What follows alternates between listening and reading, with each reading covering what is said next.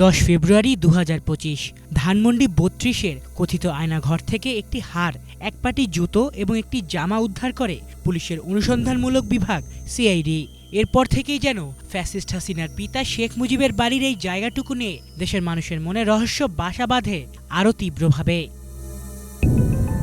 তবে মঙ্গলবার ধানমন্ডি 32-এর এই কথিত আয়নাঘর থেকে পাওয়া যায়নি তেমন কিছুই, যদিও বাংলাভিশনের ক্যামেরায় ধরা পড়েছে জমে থাকা পানির মধ্যে ভেসে থাকা জুতো। তবে সেই জুতো সমসাময়িক নাকি পুরনো সেটি নিশ্চিত করে বলা যাচ্ছে না। যদিও আলোচিত স্থানকে এখনো আয়নাঘর হিসেবেই ধারণা করছেন সেখানে উপস্থিত প্রায় সবাই। এমনকি গতকালের খবর শুনে ঢাকার বাইরে থেকেও জায়গাটি দেখতে আসছেন মানুষজন। নিচে গেছি, যে নিচে দেখে আসলাম, এটা নিচে হইলে সব মানে নতুন করতেছে, তো মনে হয় যে এটা পার্কিং, গাড়ি পার্কিং করার জায়গা আর কি।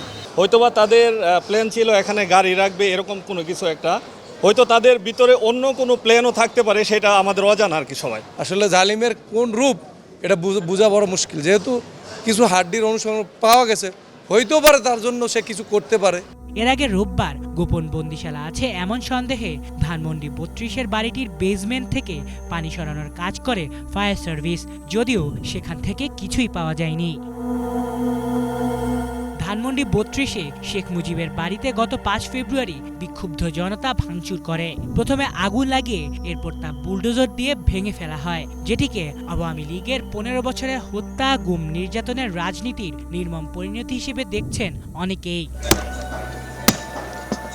আলিফ চৌধুরী, বাংলাভিশন, ঢাকা।